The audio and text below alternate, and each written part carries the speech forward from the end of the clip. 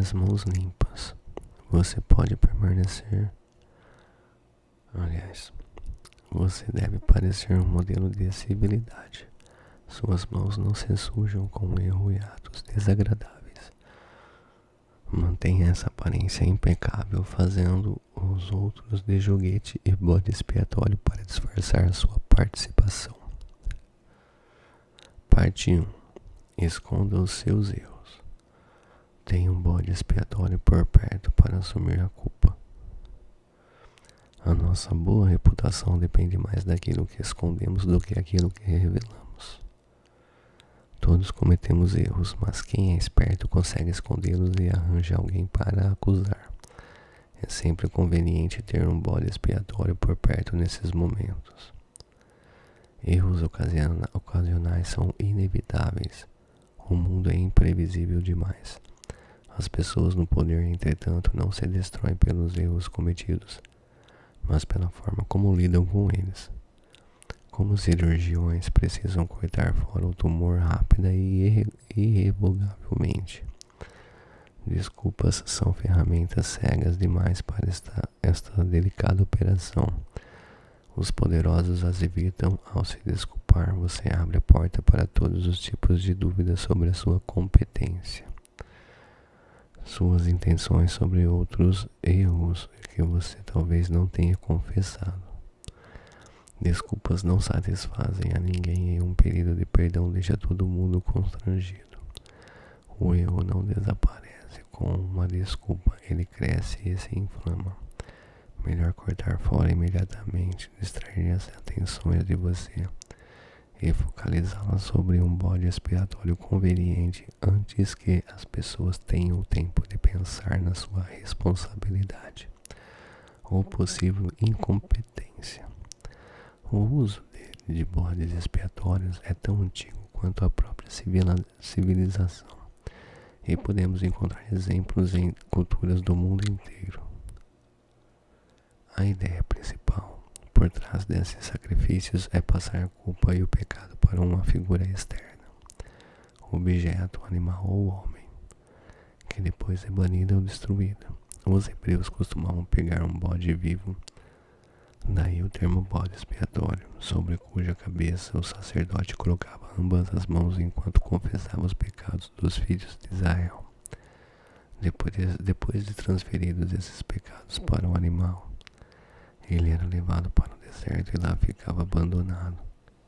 No caso dos atenienses e dos astecas, o bode expiatório era humano, quase sempre uma pessoa alimentada e criada com esse objetivo.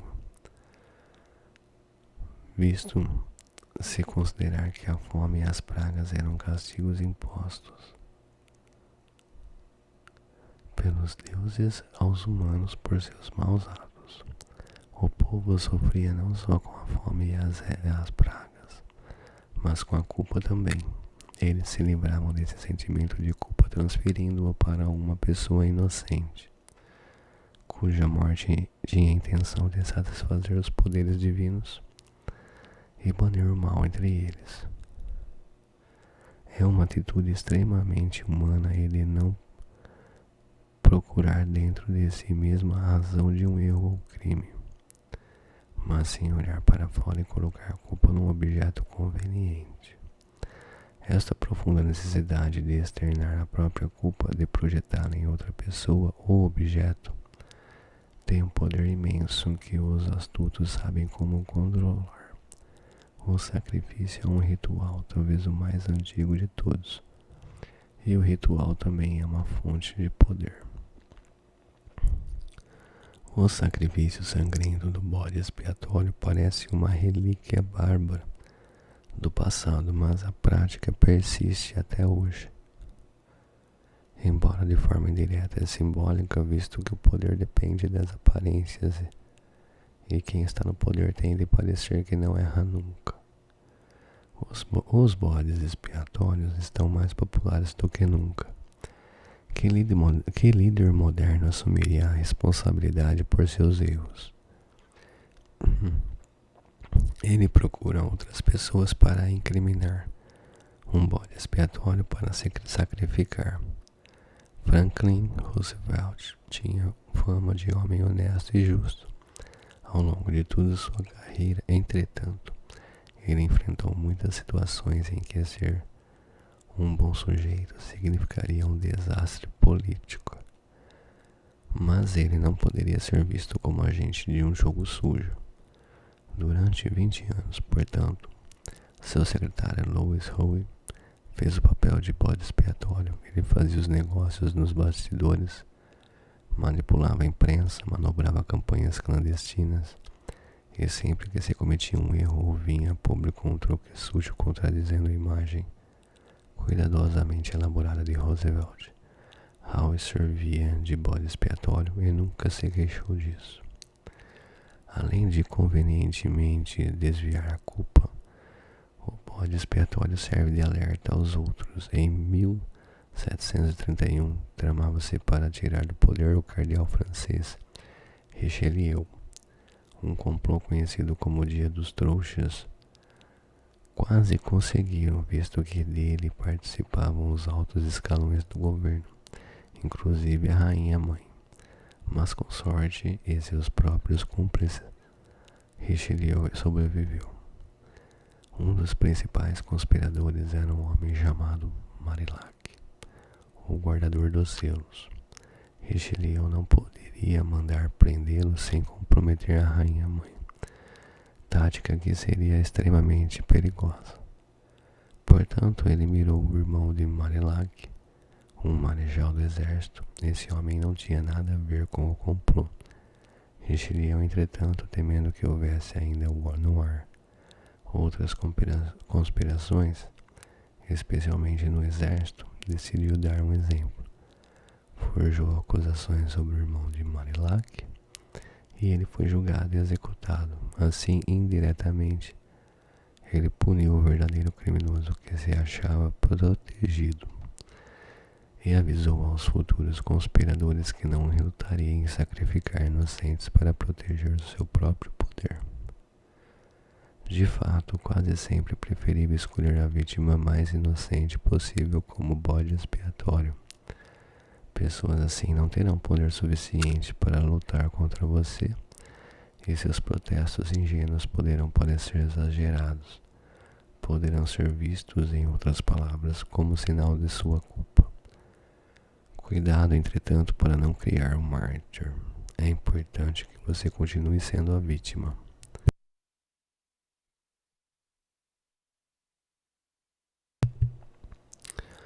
O pobre líder traído pela incompetência dos que o cercam. Se o bode expiatório parecer fraco demais e o seu castigo muito cruel, o tiro pode sair pela culatra. Às vezes você deve encontrar um bode expiatório mais poderoso, que a longo prazo desperte menos simpatia. Seguindo essa tendência, a história tem demonstrado várias vezes que vale a pena usar um associado próximo como bode expiatório. Isto é conhecido como a queda do favorito. A maioria dos reis teve um favorito pessoal na corte, um homem a quem eles distinguiam dos outros. Às vezes, sem nenhum motivo aparente, recobriam de favores e atenção. Mas este favorito podia servir como um conveniente bode expiatório se a reputação do rei se visse ameaçada. O público facilmente acreditaria na culpa do bode expiatório, porque o rei sacrificaria o seu favorito, se ele não fosse culpado. E os outros cortesãos, já ressentidos com o favorito, se alegrariam com a sua queda. O rei, enquanto isso, se livraria de um homem que provavelmente já sabia demais sobre ele, tendo até atitudes arrogantes e desdenhosas. Escolher um associado próximo como bode expiatório tem o mesmo valor da queda do favorito.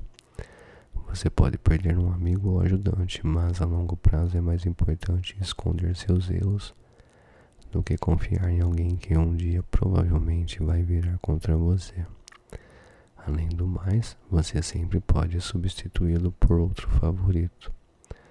Loucura não é cometer loucuras, e sim não conseguir escondê-los. Todos os homens erram, mas o sábio esconde os enganos que cometeu, enquanto o louco os torna públicos. A reputação depende mais do que se esconde do que daquilo que se mostra. Se você não pode ser bom, seja cuidadoso. Os atenienses mantinham regularmente uma quantidade de seres degradados e inúteis, e quando acontecia uma calamidade, tal como uma praga, enchente ou escassez de alimentos, estes bodes expiatórios eram levados e depois sacrificados, aparentemente apedrejados do lado de fora da cidade. Parte 2. Não coloque a sua mão no fogo. Uma rainha não deve sujar as mãos com tarefas inglórias, nem um rei onde aparecer em público com o rosto manchado de sangue. Nem o rei pode aparecer em público com o rosto manchado de sangue. Mas o poder não sobrevive sem o esmagar constante de inimigos. Sempre haverá pequenas tarefas sujas que precisam ser feitas para manter você no trono. Em geral, será alguém fora do seu círculo imediato, que provavelmente não perceberá que está sendo usado. Você encontra esses trouxas por toda parte, gente que gosta de prestar favores, especialmente se você lhe jogar um ossinho ou dois em troca. Mas enquanto realizam tarefas que para eles podem parecer bastante inocentes, ou pelo menos totalmente justificadas, na verdade abre o caminho para você, espalhando as informações que você lhes dá, destruindo aos poucos pessoas que eles não percebem serem suas rivais, e inadvertidamente promovendo a sua causa, sujando as mãos enquanto as suas permanecem imaculadas. Se você estiver temporariamente enfraquecido e precisar de tempo para se recuperar, quase sempre é mais vantajoso usar as pessoas ao seu redor como uma cortina para esconder suas intenções e como uma pata de gato para fazer o trabalho para você. Procure uma terceira parte com quem dividir o inimigo, mesmo que por motivos diversos. Depois aproveite do seu poder superior para dar golpes que lhe custariam muito mais energia, visto que você é mais fraco. Você pode até delicadamente guiá-los para atitudes hostis. Procure sempre o flagrantemente agressivo. Com frequência eles são mais dispostos a entrar numa briga e você pode escolher exatamente a briga certa para o seu objetivo. Saiba que prestar um favor não é coisa simples. Não se deve fazer estardalhaço nem ser óbvio demais, pois quem recebe sente o peso da obrigação. Isto pode dar um certo poder a quem dá, mas é um poder que acaba se autodestruindo porque só desperta ressentimentos e resistência. Um favor prestado indiretamente e com elegância tem 10 vezes mais poder. O cortejador usa a mão enluvada para abrandar os golpes desfechados contra ele. Disfarçar cicatrizes, tornar o ato de resgate mais elegante e limpo. Ao ajudar os outros, o cortejador acaba se ajudando. Jamais impõe um favor seu. Busca um jeito de tirar indiretamente seus amigos de dificuldade, sem se impor ou fazer com que eles se sintam devedores. Como líder, você pode imaginar que o zelo constante e a aparência de trabalhar mais do que todos signifique poder. Na verdade, entretanto, tudo isso tem um efeito contrário, sugere fraqueza, porque você trabalha tanto. Talvez seja incompetente e tenha de se esforçar mais para continuar onde está. Talvez você seja uma dessas pessoas que não sabem delegar poderes e precisam se meter em tudo. Os verdadeiramente poderosos, por outro lado, não parecem nunca ter pressa ou estar sobrecarregados de trabalho. Enquanto os outros se esfalfam, eles descansam, sabem onde encontrar quem que vai labutar enquanto eles poupam suas energias e não queimam suas mãos no fogo. Similarmente, você pode achar que assumindo o trabalho sujo envolvendo-se diretamente em ações desagradáveis, está impondo seu poder e inspirando temor. De fato, você está mostrando uma imagem feia e abusiva de sua alta posição. Pessoas verdadeiramente poderosas não sujam as mãos, ficam cercadas apenas de coisas boas e só anunciam conquistas gloriosas. Frequentemente você verá que é preciso, é claro, gastar energia ou ter uma atitude nociva, porém necessária. Mas você não deve nunca parecer que é o agente dessa ação. Encontre alguém para sujar as mãos por você. Desenvolva a arte de encontrar, usar e, no devido tempo, se livrar dessas pessoas depois de cumprir o seu papel de pata de gato. Na véspera de uma importante batalha naval, o grande estrategista chinês do século III, Zhuge Liang, se viu falsamente acusado de trabalhar em segredo para o outro lado. Como prova da sua lealdade, seu comandante mandou que ele produzisse 100.000 flechas para o exército em 3 dias ou morreria. Em vez de tentar fazer as flechas uma tarefa impossível, Liang pegou uma dúzia de barcos e mandou amarrar montes de palha ao lado de cada uma delas. No fim da tarde, quando o rio costumava ficar coberto de neblina, ele arrastou os barcos em direção ao campo inimigo. Temendo uma armadilha do astuto Zhuge Liang, o inimigo não usou os seus próprios barcos para atacar os do adversário, que mal conseguia enxergar, mas fez chover sobre eles uma nuvem de flechas atiradas da margem. À medida que os barcos de Liang se aproximavam, ele ia aumentando a chuva de flechas, que ficavam espetadas na palha. Depois de várias horas, os homens escondidos a bordo desceram rapidamente o rio com os barcos até onde Zhuge Liang os encontrou e recolheu as suas 100.000 flechas. Zhuge Liang jamais fazia um trabalho que outros poderiam fazer por ele. Estava sempre imaginando truques desse tipo. A chave para o planejamento de uma estratégia assim é a capacidade de pensar com antecedência, de imaginar formas de atrair os outros para fazer o trabalho por você. Um elemento essencial para esta estratégia para que esta estratégia funcione é disfarçar o seu objetivo envolvendo numa capa de mistério, como os estranhos barcos inimigos que surgem indistintamente no meio da névoa. Se os seus rivais não têm certeza do que você está querendo, acabarão reagindo de forma a se prejudicar. De fato, eles é que sujarão as mãos por você.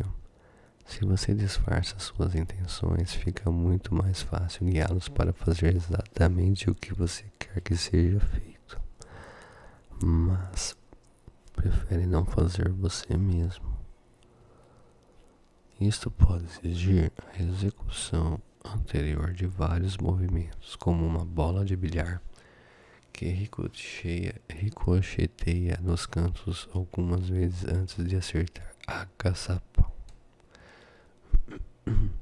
O trapaceiro americano de início do século XX, Yankee Will, sabia que por mais hábil que fosse, se abordasse diretamente o otário rico perfeito, sendo ele um estranho, o sujeito ficaria desconfiado. Por isso Will procurava alguém perfeito. Sendo ele um estranho, o sujeito ficaria desconfiado. Por isso Will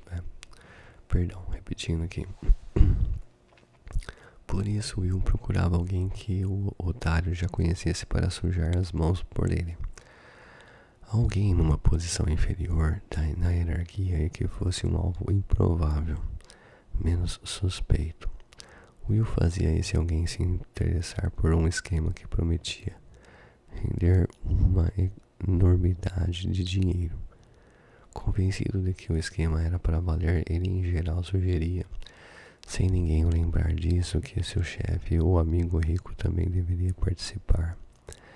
Com mais dinheiro para investir, esse chefe ou amigo aumentaria o tamanho do bolo e todos ganhariam mais. O sujeito que servia de disfarce então Envolveria o rico otário que era o alvo de Will desde o início, mas que não desconfiaria de uma armadilha, visto que o seu confiável subordinado é que o tinha amarrado. Artifícios desse tipo são em geral a melhor maneira de abordar a pessoa com poder. Use um associado ou subordinado para fazer a ligação entre você e o seu alvo principal. O disfarce estabelece a sua credibilidade e o protege da desagradável aparência de estar exagerando na bajulação.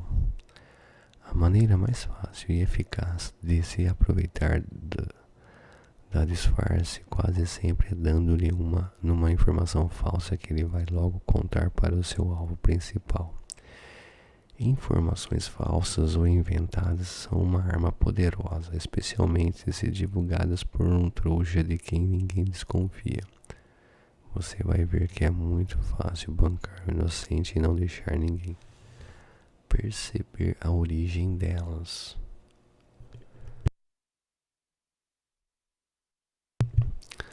O estratégico terapeuta Milton Erickson costumava ter entre seus pacientes casais em que a esposa queria fazer a terapia, mas o marido se recusava terminantemente. Em vez de se cansar tentando tratar diretamente com o homem, Erickson atendia a esposa sozinho, e conforme ela ia falando, ele inseria na conversa interpretações do comportamento do marido que ele sabia que o irritariam. Com certeza ela ia contar para o marido o que o médico tinha dito. Depois de algumas semanas, ele já estava tão furioso que acaba insistindo em acompanhar a mulher para acertar as contas com o médico. Finalmente, há ocasiões em que se oferecer deliberadamente para tirar a castanha do fogo pode lhe dar um grande poder.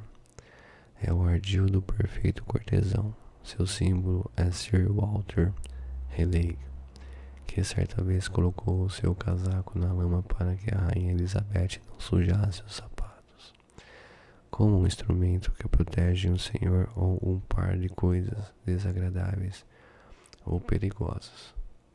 Você ganha um imenso respeito que mais cedo ou mais tarde dará seus dividendos. E lembre-se de, se conseguir dar a sua assistência de uma forma útil e graciosa, em vez de se mostrar orgulhoso e incômodo, sua recompensa será ainda mais satisfatória e poderosa. Faça a você mesmo tudo o que for agradável para o que for desagradável. Você usa os outros. Repetindo. Faça a você mesmo tudo o que for agradável. Para o que for desagradável, você usa os outros. Com o primeiro procedimento, você sai favorecido. Com o segundo, você desvia a má vontade. Negócios importantes quase sempre exigem recompensas e punições. De você só deve vir o que é bom. O ruim virá dos outros. Eu prefiro trair o mundo inteiro do que deixar que o mundo me traia. A Justiça de Chelm. Certa vez aconteceu uma desgraça na cidade de Chelm. O sapateiro da cidade assassinou um dos seus clientes. Ele foi então levado ao juiz, que o condenou à forca.